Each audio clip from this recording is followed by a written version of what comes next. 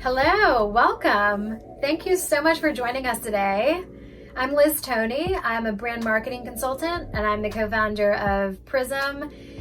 Thank you to LaterCon for having us. PRZM is a next generation marketing and communications agency. We are based in New York and we are very focused on Gen Z. And today we're going to share with you our top 5 ways to truly connect with Gen Z. We are really fortunate at PRZM. We have an incredible community of Gen Zers all over the world. They're ages 14 to 25, and they've really informed a lot of the insights that we're going to share with you today. This is not an oncoming generation. They are here and now. They are the largest generation in modern history. They make up roughly 40% of the consumer population, which is pretty significant. And they are driving spending. They are behind some of the largest behavioral and cultural shifts that we see today. And they're also making decisions that will affect us for years to come. So today we really want to explore how to think about developing community, developing content that really engages with Generation Z, what type of platforms they're on, what type of platforms they want to be on, what brands are killing it, what brands maybe are not killing it and could do something a little differently. We're really excited to share these insights with you today. You may have picked up on this. I am not a Gen Zer. I am definitely a millennial. I've been working in the Gen Z space since about 2016.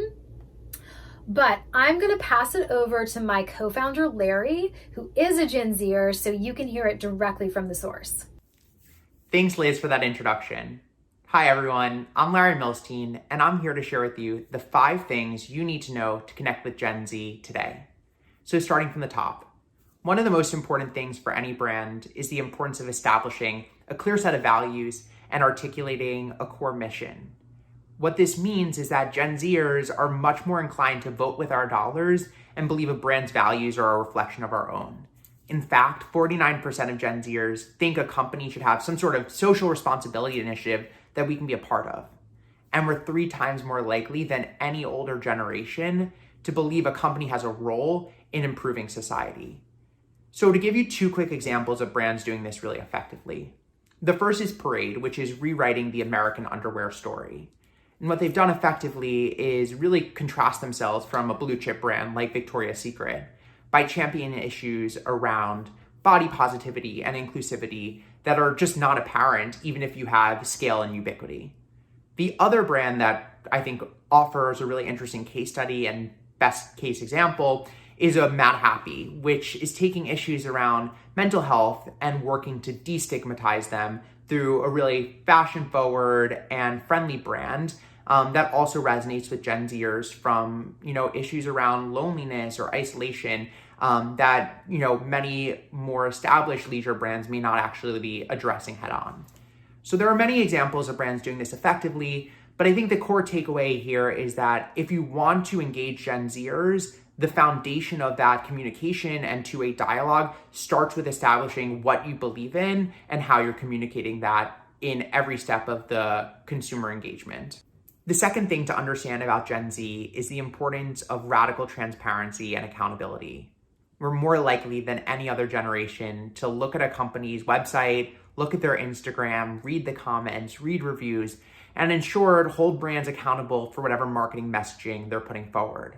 In fact, brand trust is only second to price in terms of determining what brands we're going to support and why. And so you've seen some brands really trip up because they've not upheld the standards that they've been communicating outwards, and Gen Zers are calling them out for it.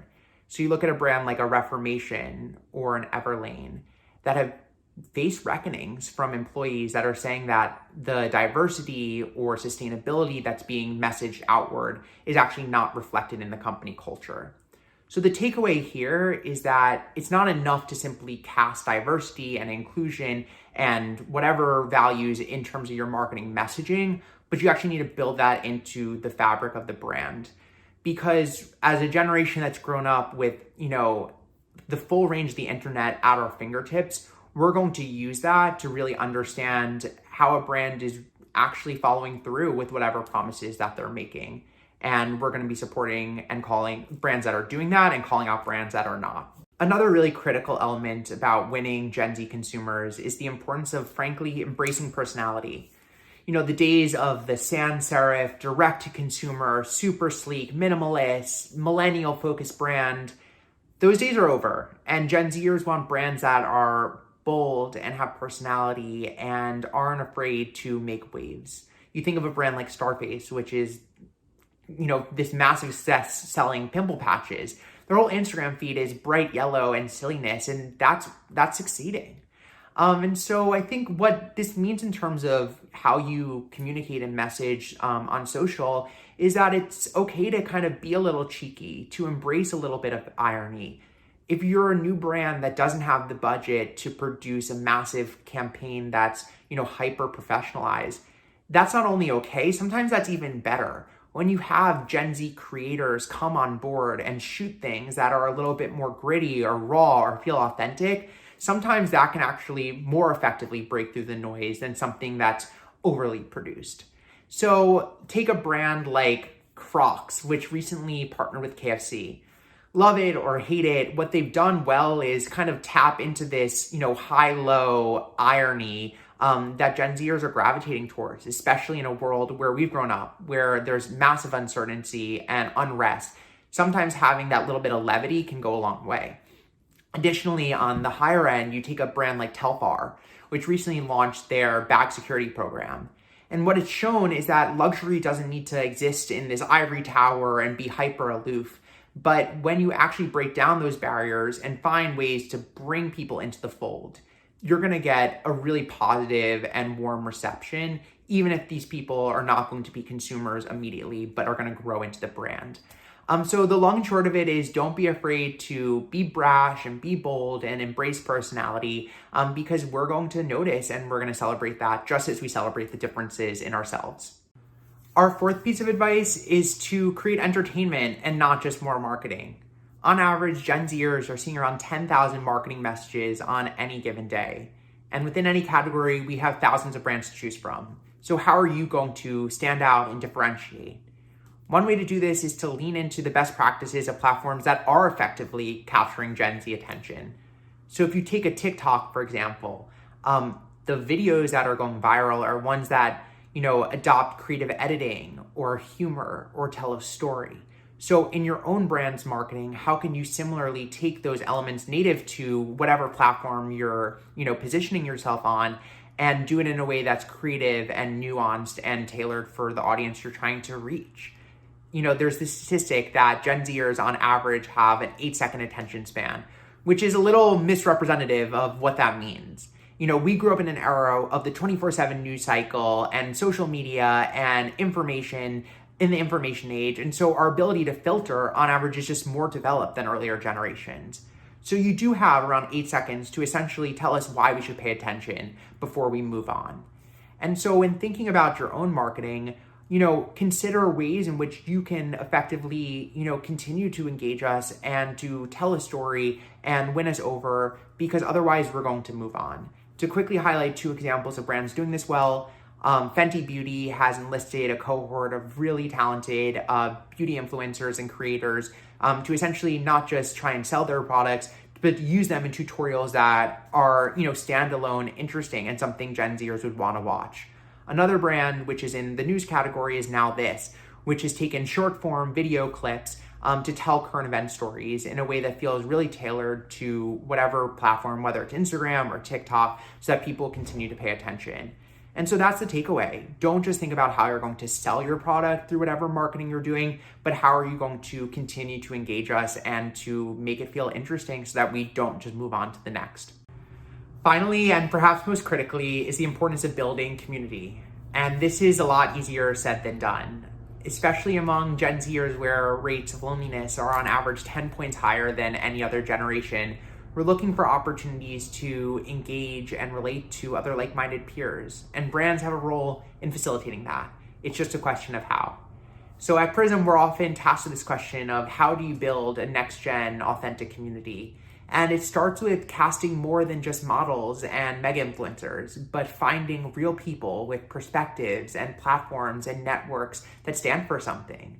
So whether it's a creative or an artist or a thought leader or an activist, finding people you believe are true, authentic, evangelizers of a brand or can serve as ambassadors and tap into their networks effectively in a way that feels less transactional and more real. A second way to do it is to also build in two-way dialogues within your company.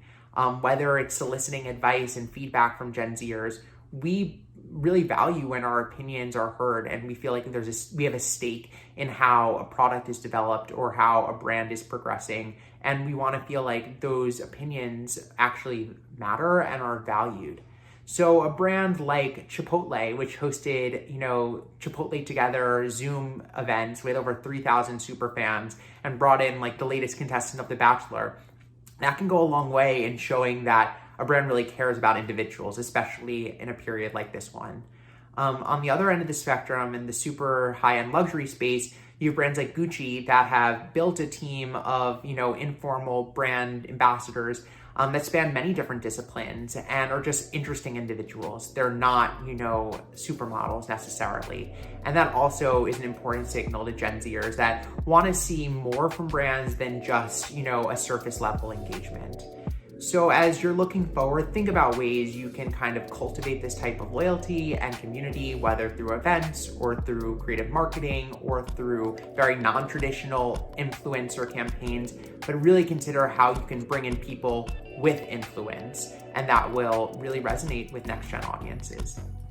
So that's it from me. Hopefully that was helpful and sparked some interesting ideas on your end. If you have any questions or want to chat more, feel free to reach us at helloprism.com. And if there are any interesting or creative Gen Zers in your network that you want to send our way, encourage them to join our collective also on the site.